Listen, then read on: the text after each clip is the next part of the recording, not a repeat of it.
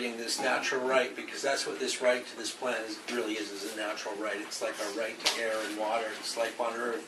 And the right to the plants goes right along to that right to land and water and to live on earth, you know. And when we're talking about a plant like cannabis, we're talking about a plant that has been part of human culture and humanity's experience, and maybe in a way led to culture, that has been with us for tens of thousands of years. You know, the current archaeological evidence regarding hemp, there's been hemp fiber cloth found from like 20,000 years ago, and tools that are used in breaking the fibers off of hemp that were still used up until a few centuries ago, that are dated around 28,000 years ago. This puts cannabis into the realm of what's known as the Great Leap Forward, when humanity started coming up with new novel concepts, things like the wheel and fire.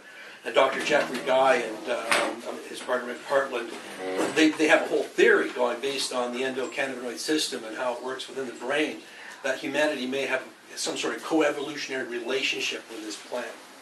And you know, you got to think, as we travel from place to place, we took that plant with us, and it was growing in our human waste. You know what I mean? Because nothing was put to waste in the old world. Even the night soil, which was human fertilizer and stuff like that, was put back into the earth, and in a way, it was ingesting us. We were ingesting that plant. And people like Carl Sagan, for instance, have suggested that cannabis was humanity's first agricultural crop, and agriculture led to those settlements that led to human culture. You know what I mean? So we have, you know, an unidentifiable right to this plant and a long, long history, and we're rediscovering that history. And people like yourself are bringing it back. Archaeologically, it's difficult to study cannabis because plant fibers and things like that break down in a different way. So a lot of the ancient world stuff has been the result of carbonized cannabis, burnt cannabis. And the oldest evidence we have of burnt cannabis comes actually from the Ukraine region, amongst a Proto-Indo-European group, the Syrian stock. And this is the type of bowls they would have burnt it on. And this is, you know, so 5,500 years ago, 1,000 years before the Bible was written, people were burning cannabis for spiritual purposes, and they found a cave where this was taking place. And these were the predecessors of a group you've probably all heard of, the Scythians. And they were also the domesticators of the horse, and it's believed that even the domestication of the horse might have been the result of the development of hemp fibers for rope, you know. So this is and it's believed that around about 2000 BC or so, that these braziers gave way. They were really popular. We find these types of braziers all over the place. It was obviously a pretty common practice throughout ancient Europe.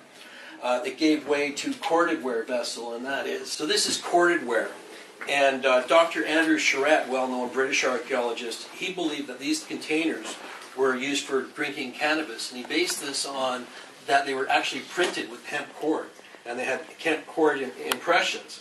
And he based this on these type of vessels here, which contained poppies, were made to look like poppies. And this view has been picking up by a lot of ancient Indo-European researchers, as the Encyclopedia of Indo-European Culture states, and this is like a textbook for the study of this. As cannabis can also be infused, i.e. served as a component in a drink, it has also been suggested that the spread of cord hemp decorated pottery from the steppe westward may also have been a part of the same complex. And this is a really widespread culture. This is how far this corded ware culture. So the major researchers of this period of time are concurring that they believe that this was all being cannabis burning and also cannabis drinking cultures throughout that whole area there. So this is a big portion of our ancestors. The authors of the Encyclopedia of Indo-European Culture have noted there are at least 3 chronological horizons to which the spread of hemp might be ascribed. The early distribution of hemp across Europe during the Neolithic period, that is 5000 BC or earlier, a later spread of hemp for presumably narcotic purposes around 3000 BC, and still a later, at least, reemergence of hemp in the context of textiles for the first millennium BC. So these were big waves of cannabis culture that spread throughout the whole of Europe, you know what I mean?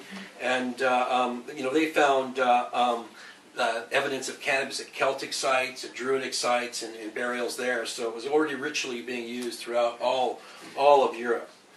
The descendants of the Syrian stock, who I mentioned earlier in relation to the braziers, are commonly known as the Scyths. And they're largely responsible for the spread of the use of cannabis throughout the ancient world. And they had a really interesting culture. So this is like Scythian braziers, and these are like what they would do is they would heat these rocks up, and then they would take them inside these enclosed structures like this, and burn it, and then they would inhale the fumes. And this is one of the braziers. These are the rocks they would heat up. This is a smaller version than the one in the other picture, but they have different sizes of these things, different sized tents as well. And they would heat the rocks up, put the rocks in there, and this is remnants from what was left over. And this is an example of one of the Scythian tents that they would use. This one's actually not that big. Like Herodotus had written about them, and he described them in a group inside a tent. But this one was actually like more of a personal type of thing, and it was only about 3 or 4 feet tall. What you would do is you would heat up the cannabis and put it in, and then you would just stick your head in the tent and inhale the fumes. So it's like kind of like the vaporizer 2,500 years ago. You heat the rocks at a volcano 500 BC, and so. We're doing that next year. So this is the tattoos off a Scythian warrior where that same brazier came from. They have mummified remains of these Scyths, so we know a lot about them. And this guy was like 6'4". He was like 65 when he died on the battlefield. So these were very, very healthy people, you know what I mean? Ages like that were very uncommon, and this guy was like still running out with the young fellas out to battle on the battleground. And they were an interesting culture in the sense that women fought alongside the men. Their priesthood was often at times transgender individuals, and they were very, very fierce warriors, but also known for their great nobility. And more recently, there's been this discovery of Scythian gold bowls and cups mistakenly portrayed as bongs in the popular media in the last year. But they were actually cups and bowls used for drinking a cannabis and opium preparation. And the archaeologist involved with the discovery and analysis in this regard suggests that they were cups and bowls for drinking heoma. And heoma is the predecessor of Soma, the Vedic beverage that's well known as a sacrament and was what was used in Persia. And the Scythians themselves were known as the heoma barter, the heoma gatherers. And so because of the Scythian spread of cannabis throughout the ancient world, because of this high mobility on horses, this use and a lot of mythology and spiritual use of cannabis also spread with them. And we have traces of this in a variety of Indo-European languages that developed out of the same culture that the Scythians involved out before the spread of cannabis. And the original name of cannabis is Canna in Indo-European, and the AN of that carried through in a number of other words, like the French chambre, or the English cannabis, or the Sanskrit's bang, or the Persian banga, or the German humph, and other related dialects. They all have that AN in there because of their common root, and there's similarities in a lot of other words as well. And and then in China, we have the situation where Emperor Shandong, legendary mythical emperor who could apparently examine the effects of plants because he had an invisible stomach wall where he could look right into his stomach, is what the myths say. But he prescribed cannabis for a number of things, and cannabis ended up in the Pansao, which some people would date at 2,700 years, as early as 2,700 BC, but that may be just a mythological date, but it's at least a few hundred BC. And cannabis was also very big with the Taoist religion in China, where it was used for kind of like astral traveling to the land of the immortals, and burnt in braziers that they would meditate over. And there's a quatrain from about, I think, around 350 BC from China. First a yin, then a yang. No one knows what I do. Jade buds of holy hemp for the one that lives apart. And that's kind of like cannabis. You can have your ups and downs. Could but, you repeat that? First a yin, then a yang. No one knows what I do. Jade buds of holy hemp for the one that lives apart. And so it's kind of like we have our ups and downs in life, but cannabis kind of keeps you in that centered kind of path, the Chinese had it also. There's corded ware in China, so it's from around the same period that it's in Europe, and some people have said that this is also a connection, and we definitely know that the Chinese had an agent relationship. China in the ancient world was known as the land of mulberry and hemp. The first anesthesia with cannabis hemp wine preparation comes from China. Hemp paper originated in China, and they used to be able to grow hemp seed food sources as big as peas, hemp seeds as big as peas. A really interesting study, thing that's happened in the last about 10 or 15 years is the discovery of these Caucasian mummies right in central China. This was probably a Scythian offshoot. They spoke the same language as the Scythian, the same Indo-European type of languages. And they were there in China from about 2000 BC to about 300 or 400 BC when the Han Chinese, the indigenous Chinese, chased them out. But they existed there, cohabitated for a long time, and they discovered a couple of tombs from shamans that contained cannabis, and one of them 2 pounds of female cannabis. And it was all contained in the basket there, and this was a bowl that he would use to crush the cannabis. And this is a close-up of the bag and the bowl that were used for cannabis preparation. And this is actual, the leaf of the cannabis was still green. The cannabis, you can see the resin glands on it there. So it's perfectly preserved because of the cold climate. They tried to sprout the seeds, but unfortunately they wouldn't sprout. This is the mummified remains of the mummy. It's interesting, the cowrie shells on his hat, they actually came from India. And so this is how widespread their trade routes were. And this guy's from 2,700 years ago, so they already had pretty well-established trade routes. And this find has changed the way we think about things like the origins of the Silk Road. It used to be about 200 or 300 BC. Now they've had to put it back a couple thousand years earlier. And they've tested DNA from these mummies, and they're like a mixed breed of person, kind of like you might expect to find in the city of New York. They've just got like DNA from Western Europe, Eastern Europe, China, India, and so it's like a real mishmash of cultures. These Scythians were involved in trade between, the Scythians mentioned before were involved in trade between the Chinese region up there where we found the mummy and this area here, Bimak, which is just in Afghanistan there. And they found a 4,000-year-old, what they call Soma temple in China. And this is a reconstruction of the site. That's about as big as a football field.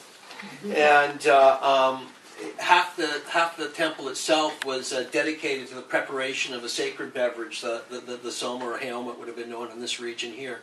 And we know this because of Professor Victor Sarianati, the Russian archaeologist that is responsible for the excavation of this site and the analysis of materials found at the site. Here's the site itself. And close-up of the temple. So this was like a major depot 4,000 years ago for the ancient world. People would travel to this site from all over, very advanced building and civilization. And these are areas that were used for crushing up and preparing the Soma, which in most cases, you found 3 of these temples was a preparation of cannabis and ephedra. And it's interesting because that these sites in China as well, they found ephedra and cannabis together. And they tested positive also in one site for opium as well. So there's a cannabis, ephedra, and opium in some places. And also there's the impressions of these cannabis seeds. We're still making that next year. So there was impressions of the seeds as well at the site. And these are the tools and stuff that they found, the bowls. And these pipes here actually contained, they were like drinking tubes, and they contained residue of opium, their bone, and had eyes carved on them. This would have been a filtering thing where they would have laid lamb wool or something like that and steeped it through there into that, Those are up there in that corner are more of the impressions from the seed. And this is very similar to the way the cannabis is still prepared today in India for bhang. And here's the Lord Shiva, the oldest continually worshipped god on earth, preparing bhang. He's crushing it with a rock on there and then making the green liquid after sifting it, And this use was also in Islamic world as well. They had, this is from an 18th century painting about fakirs. And see, they've got the sieve there for straining it, much like the one in that archaeological dig. And this guy up here is breaking the cannabis apart, and they're preparing the cannabis. This guy over here is stripping it from the stalks and stuff, and this guy's having a bong hit while the other guys are working too hard. This guy's stripping it from the stalks. So these are Sufis from the 18th century, still preparing cannabis 2,000 years later. I mean, 4,000 years later in a very similar way to where it was prepared at that archaeological site. And what is really interesting is in Syria, they were preparing it and drinking it as hayoma still, 4,000 years later. So this firmly identifies the drink. Now, it disappeared, of course, through history. That's why we don't know what it is. Then what happened is the Zoroastrian religion, the Mazdian religion, which was preparing homa, had a great reformer known as Zoroaster. Zoroaster was kind of a monotheist. He was one of the first monotheist believer in one god, or should be really considered dualistic because he believed in a god and a devil, and had a lot of power as well. Zoroaster was very concerned about the rituals around hayoma. There was apparently a lot of orgiastic rites around it, and they were up all night, and the animal slaughters and sex rites and whatnot. Probably the federally stimulated people who kept them awake quite late. And he took the religion through a number of reforms, but he didn't completely prohibit cannabis. He kept it, but it was more of a drink of the elites at this time, and he would add it to wine in preparation. They would be knocked out for days, and they would have visions, and many of these visions were recorded as their religious things. And this is where actually the myths about heaven and hell originated, was visionary figures like Ardu Viraf, who were initiated by bong with this drink, mang mixed into wine, which was a powerful cannabis extract. And Ardu Viraf claimed after he woke up from his 2-day knockout that he'd gone to see heaven and then had been down to the depths of hell, and that filtered into Judaism and Christianity. And so that's Zoroaster right there. Zoroaster initiating his first convert, King Vishtaspa, who he introduced to cannabis. And this is the Sinbad Bridge. This is the journey to heaven and hell after they drank the cannabis.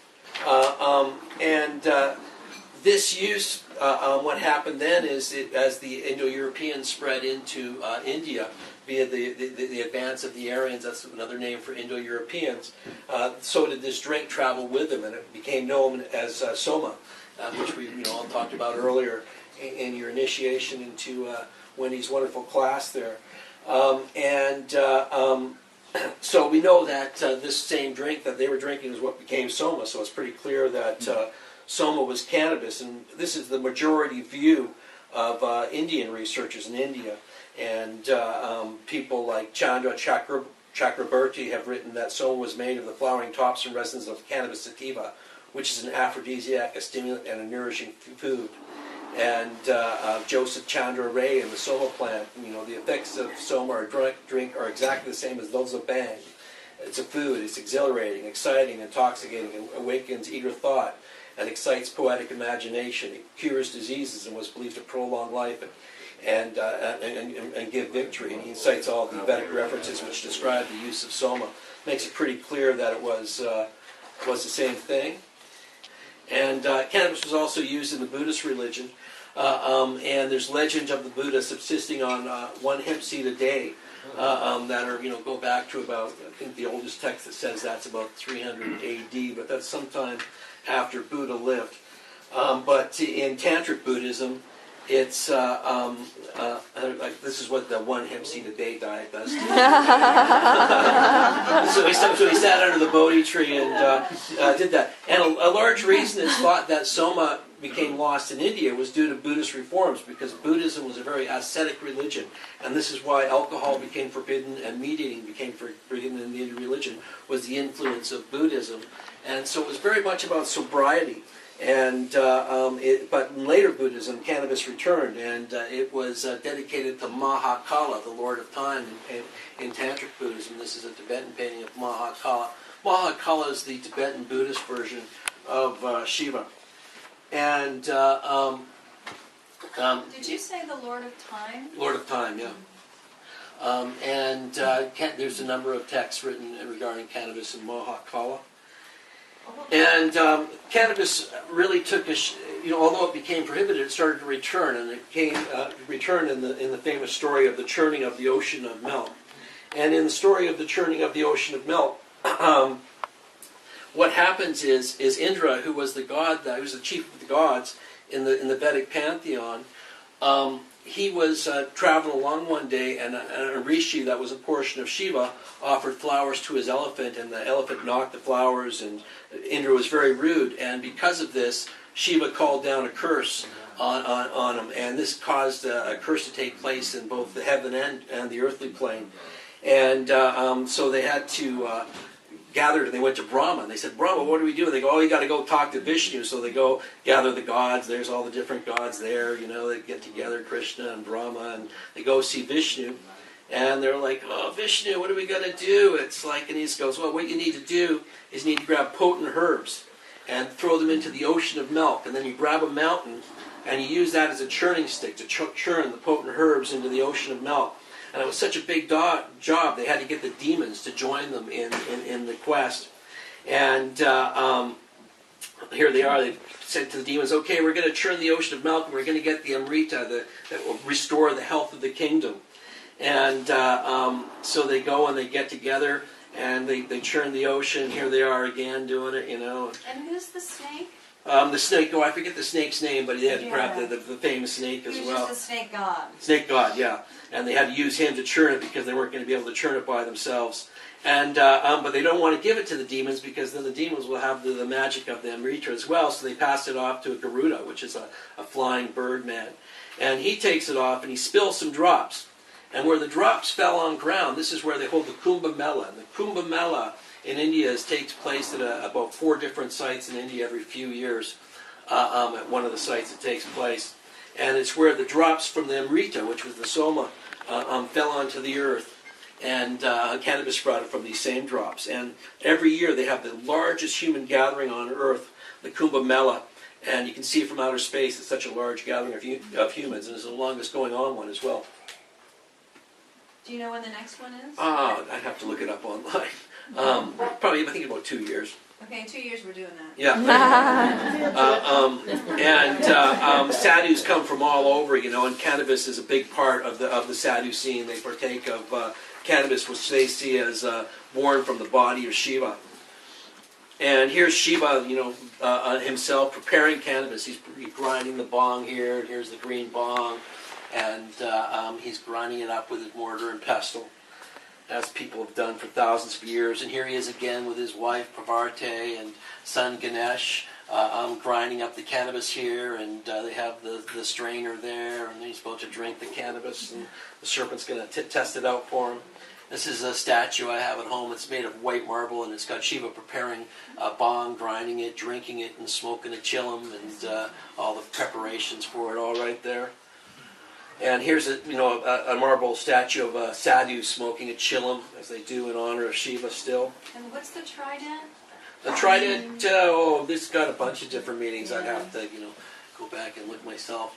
But it's not just a religious tool. They'll actually use that in battle. These guys still are you don't want to mess with them. They're more like, witch doctor, shaman than, what we would think of as like passive holy men. Many of the Shaivite sadhus are not to be messed with. And they can be full of wisdom, but they can also be some of them will go to the graveyards and eat human flesh, certain sadhus of certain sects and stuff that worship Shiva.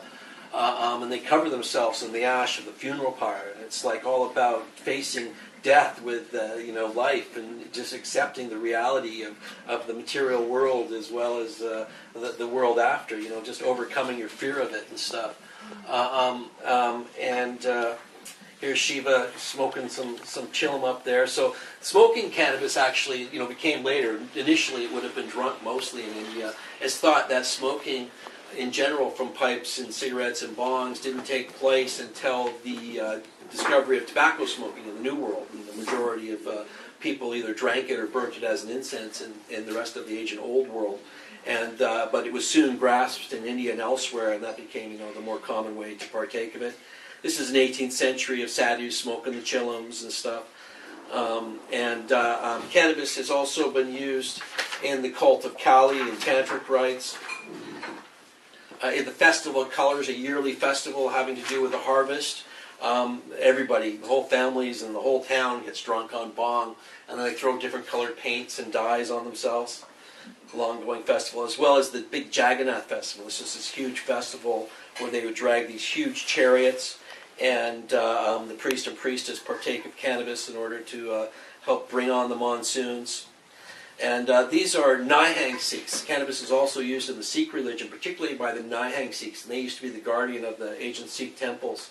And they're like real rebels as well, kind of like the Sadhus. It was really hard for the British Raj to bring these guys under control. They just ride around armed to the teeth on horseback, and they didn't take crap from nobody. And they prepare cannabis with these huge mortars and pestles. So this is one of the pestles. It's actually grinding cannabis there for making this a drink that they call sukadun, which is basically identical with bong, but is a pivotal part of their religious rites. Here's another guy preparing sukadun. And now we're into Syrian Babylon, and this is a ancient inscription of the Assyrian king Esarhaddon, and he's got the royal version of the Scythian incense tent there, and he's about to go stick his head in and nail some incense there. Behind him's a symbol for the tree of life. And this is Ashurbanipal, and I bring up the Assyrian use here because in regards to spiritual use, from old inscriptions in the temple documents of the 3rd dynasty of Ur from Umma, an inscription inscribed wrote that we need a memoranda of 3 regular offerings of hemp. So it was a part of the regular inventory for the whole ritual thing, right? In the temples and stuff like that. Oh, you got to have our cannabis to hold our rituals. And in a letter written in 680 BC to the mother of the Assyrian king, Esarhaddon, who I was showing just before there, reference is made to Kanabu, which is identified as the Assyrian name for cannabis, asking what is needed for the sacred rites. And the high priest responded, the main items for the rites are fine oil, water, honey, odorous plants, and cannabis. And so this was the common way of worshipping in Assyria, Babylon, Samaria, throughout this whole region. And a large part of that is part of because of what was happening in the ancient temples, you know. Without cannabis and probably other entheogens, the gods didn't speak. And these temples were all about set and setting, and there'd be people kind of dressed up in costumes, much like Native Americans wear, with the native headdress looking like an eagle and wings, and there'd be beating of drums and repetitive music, and smoke burning, and statues that would be illuminated by the firelight and stuff like that, moving, and psychoactive substances like cannabis and opium and other plants, even more powerful ones like datura, would help to kind of create a kind of hypnotic vibe for the whole people participating in the ritual. And then the repetitive music, and music has always been a part of shamanism, would help to throw people into kind of a right brain trance, and kind of like a modern hip-hop artist, when they start hearing the beat and then get throwing out the rhymes, that's how much of the religious text was derived in the ancient world. Most of it's written in poetry and has beat to it and rhymes and stuff like that, and that was the common means of a lot of ancient religions. And so it was all just spouted off in these inspirational moments and these magical moments in these temples produced by music and psychoactive substances. And we know about these things largely due to the Polish anthropologist Soma Bennett, who began writing about this in 1936. And she's also known as Sarah Bennett Tao. She changed her name later. And she wrote about this for about 40 years. It was a long-standing theory of hers that there was this Hebrew term, cannabis, that was mistranslated when the Hebrew texts were translated into the Greek as calamus. And calamus is a common marsh root found throughout the Mideast, aromatic marsh root. But she said what had happened is it had been mistranslated because a lot of the translators weren't botanists. They're just going through long volumes, translating them into Greek, as they were doing with all the texts of the ancient world at the time. And so I need to give kudos to Sula Bennett for really opening up this line of research. And the Hebrews were also in contact with the Scythians, and this is where the name canna in Cannabis comes from. Once again, it's that common an in the words for cannabis, chandrahan. It's the adoption of an Indo-European root into the Hebrew language because cannabis came as an item of trade. In fact, in Ezekiel reference to canna, it says, Danaanites and Greeks from Uzal brought your merchandise. They exchanged wrought iron, cassia, and canna for your wares. So it's coming in on a trade route, and it's coming with the name that it came with, and is adopted into the Hebrew land. And the later prophet Jeremiah referred to canna from a distant land. And this has been accepted by a number of other researchers, people like Professor Carl Rock and Dr. Ethan Russo, and Rabbi Ari Kaplan, a very popular a rabbi, who noted in his The Living Torah, which is a standard book for the study of the Torah, that among the many suggestions for the meaning of this word, cannabis, and he wrote that on the basis of cognate pronunciation and a Septuagint reading, some identify cannabis with the English and Greek cannabis, the hemp plant. So he's saying based on the sound of the word, but we know that it's much more than that, because in nearby Assyria, where it had the similar name Kanabu, it was used in identical ways to the ways in which the Hebrew were showing. And as Paul Johnson noted in A History of the Jews, prophets practiced ecstasy states and may have used incense and narcotics to produce impressive effects. The Israelite prophets acted as mediums in a state of trance or frenzy. They related their divine visions in a sing-song chant, at times a scream. These states could be induced by music, but the prophets also used and sometimes abused incenses, narcotics, and alcohol. Now, so that's not a standard book about the Old Testament and the history of the Jews. So the view is pretty widespread that they were using the same techniques of shamanic ecstasy that we find in Syrian Babylon.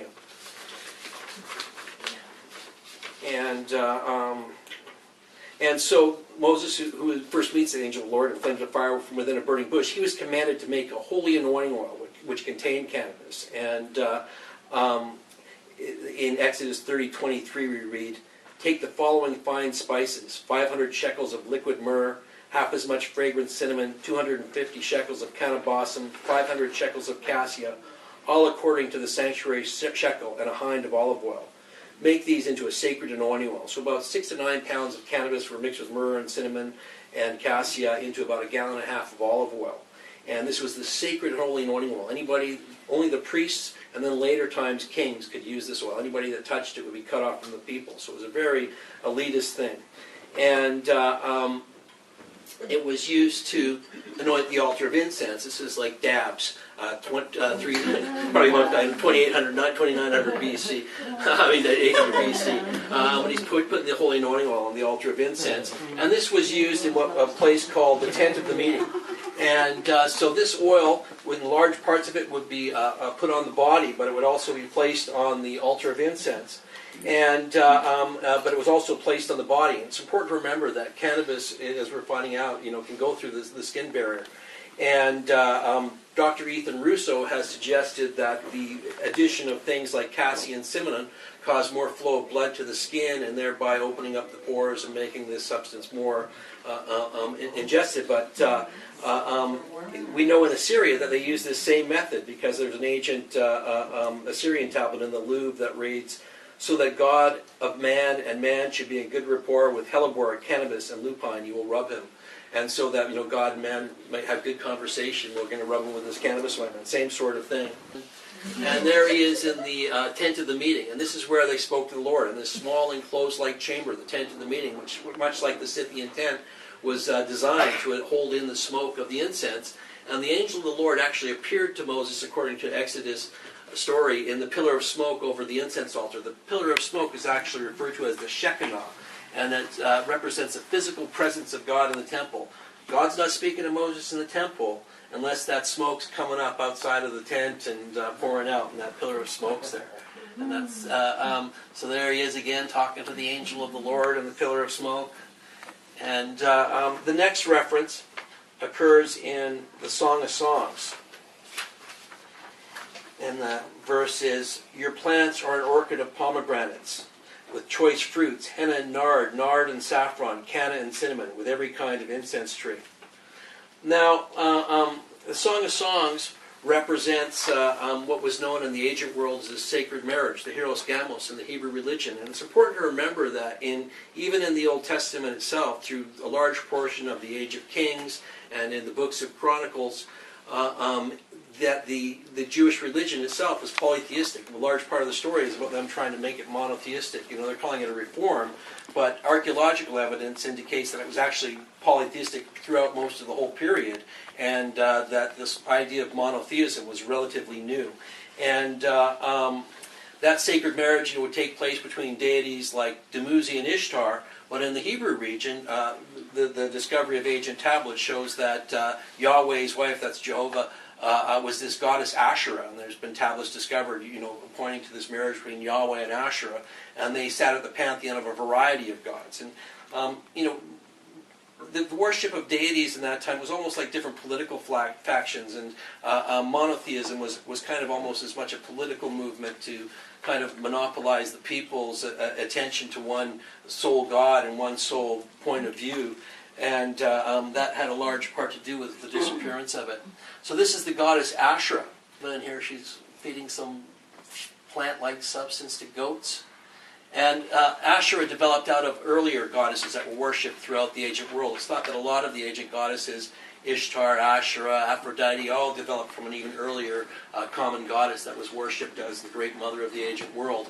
And this is a goddess that goes way back in that cosmology, Ishra, and cannabis was particularly sacred to her cult. It's not clear what plant was being offered in this description, because it's just a cuneiform depiction, but it may well be cannabis, because cannabis, we know, was sacred to her cult, and she also deeply influenced the worship of Ishtar, and cannabis was used in the cult of Ishtar and was called the sacred aromatic of Asherah, because it went back to her earlier use. Next we're at Isaiah, and there's a reference to cannabis in Isaiah, and that is, "You have not brought any canna for me, or lavished on me the fat of your sacrifices, but you have burdened me with your sins and wearied me with your offenses." So God's pissed off because he hasn't got any canna at the temple. And he's like, where's my cannabis? What's going on here? And a large part of that reason is because that all the temples wanted cannabis, because without the cannabis and the other entheogens, the gods did not speak. You know what I mean? It was like shamanism. And that's the real thing that is so controversial about this information. When you put cannabis in that tent with Moses in that holy smoky chamber, is Moses talking to some sort of sky god that is telling him, to go into Canaan and slaughter all those people, and here's the new set of rules? Or is Moses like a shaman, like we find in South America and Africa today, who ingest psychoactive plants and interpret that, for better or for worse, as an actual communication with the deity? You know what I mean? And that's important to understand in understanding religion, because even in the Bible, if you take a look at the different prophets and different people mention it, God spoke to them all differently, because in a lot of ways there's a certain carryover of the person's personality that God is speaking to. But lucky for Isaiah, that was not always the case, because in this next verse in Isaiah, it seems to me that God got some of his own. And this is from Isaiah. "And the posts of the door moved at the voice of him that cried, and the house was filled with smoke.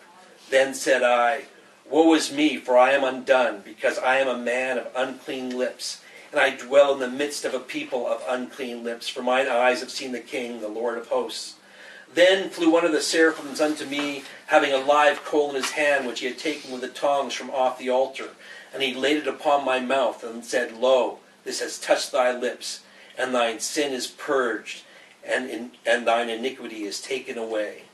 And so here is the seraphim flying with tongs from off the altar. He's got a burning coal of incense. He's holding it up for the big super hit, kind of like hot knives. Hot knives, 2,600 piece, 2,600 years ago. And the seraphim's much like the winged shaman depicted in Assyrian images and stuff like that. Again, probably has to do with the ritual dress and And here is Isaiah again getting a super hit from the seraphim. And here's an example of an Assyrian deity, and he's got some sort of pine cone-like thing there he's been collecting from the sacred tree of life. And here's a picture of a Native American shaman or dancer. And so the next one, this is where we start to see the disfavor coming into cannabis in the Old Testament. And what is happening in this time is Assyria and other nations are attacking the Israelites, and they're starting to lose control of their kingdom.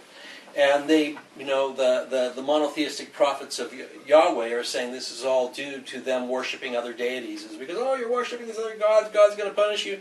So he's going to send in all these polytheistic cultures that worship all sorts of other gods to conquer you, basically, which doesn't make a lot of sense. And so we have a reference to canna in the story of Jeremiah, and that one is clearly in disfavor. "What do I care about your incense from Sheba, or your canna from a distant land? Your burnt offerings are not acceptable. Your sacrifices do not please me. So there's a clear rejection of the earlier use of cannabis. And this has, for one thing, they're looking for, under monotheism, was about rules and regulations and how we live as a society and what we have to do to maintain that society. So there wasn't a lot of room for prophets coming out of smoky chambers with new revelations from God. And also it had to do with the influence of goddess worship. It was very popular amongst the ancient people. And we know this is the case in the story of Jeremiah because of the next verse, which is quite long, so bear with me.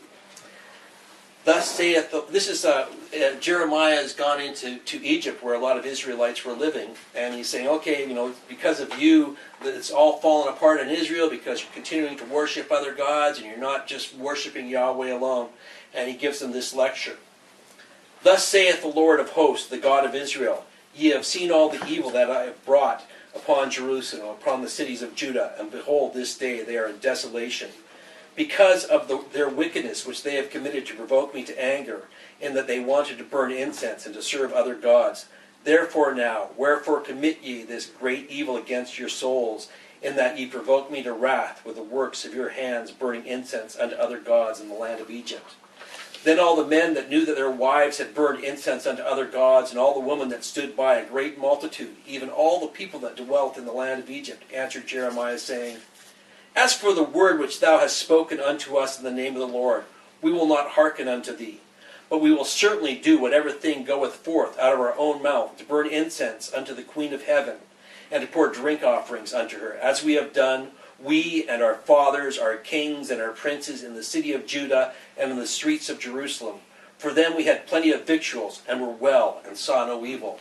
And so they're saying under this polytheistic time, when both the goddess and the god were worshipped alongside, things were really great. And that was the peak of their kingdom and the peak of their wealth. And now this monotheism's come along. That's when it all started falling apart. And when you think about the imbalance that monotheism has caused in our culture with women, it's nice that there's so many women in this course, because it's women that have really suffered tremendously due to this idea of male monotheism.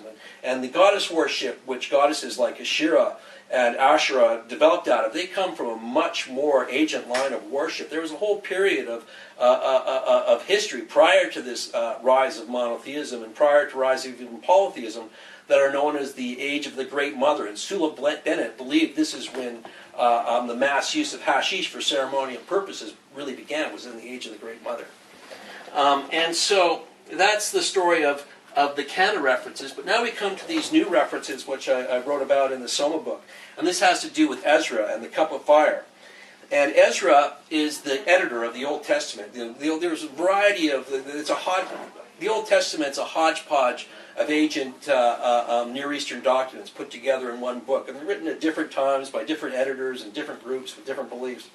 And the guy that put them in together and edited them to have some sort of coherence together is this, or credited with it historically anyways, is this guy Ezra. And he was living in Persia under the Persians. The Persians, the Israelites fell under the Syrians, Babylonians, and then a variety of other cultures, and then the Persians beat out those guys, and the Persians sent them home, back to the region, is what the story is. And Ezra was one of these guys sent back into the region to bring back Judea monotheism, because apparently it had gone back into polytheism and they were worshipping all sorts of gods and goddesses again. And so here is Ezra's own account of the making of Jewish history. The next day, behold, a voice cried to me, saying, Ezra, open thy mouth and drink from this full cup, which as it were as water, but the color of it is like fire. And he says that after he drank from the cup, that God commanded him to drink from the cup, and then he was shown that some of my text here is kind of missing. That was what gave him the voice. That was what guided him to put the Old Testament together as it sits right now. Is apparently after drinking from this cup of fire, and so here he is drinking it. Now, interestingly, a variety of researchers like George Brown, writing in over a century and a half ago, believe that this cup was actually a preparation of Haoma that was brought by the Persians, which had sent him back to his homeland, and wrote about this, and said that Haoma itself was a preparation of hemp. and that this was what Ezra was drinking for his thing. And more than a century later, just in our own time, Vicente Dubraca independently has been saying that what Ezra was drinking was a cannabis-infused wine, much like Zoroaster was giving out to his disciples, and that this is what inspired Ezra. So this was, and that the monotheism itself came from Persia. Zoroaster was the monotheistic reformer that reformed the Mazdaean religion where Hamelin was used and turned it into the monotheism that is a modern Zoroastrian religion, which still exists. And that because the Jews were the vassals of the Persian state, that they thought it was easier to control those people by having them under one god, so they only had to deal with one kind of priesthood and leadership. And so they started spreading monotheism to these different polytheistic communities. And we know that cannabis was used in the region through this discovery of this fossilized cannabis thing that was also found with a bottle with vials with oil of cannabis and other things in it, that was discovered in the tomb of a woman that had died during childbirth, and they'd been using cannabis medically, topically, and also burning it. And this is a carbonized cannabis residue that was found at that site. And that is the end of the slideshow. The end of my dialogue there. I had to kind of rough a bit of my stuff, put it off the page. But yeah, if you have any questions, I can take some questions or whatever you like.